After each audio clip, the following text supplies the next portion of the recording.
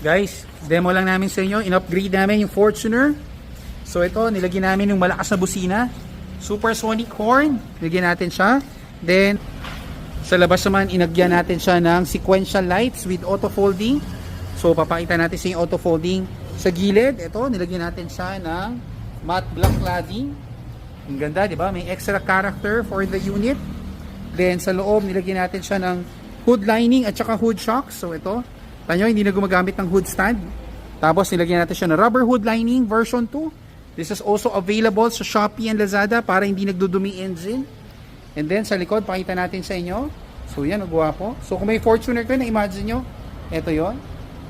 Then, nilagyan natin siya ng nilagyan natin siya ng trunk LED. Gwapong gwapo, black lang, oh. So, yung mga may black na Fortuner, ito, set-upin natin.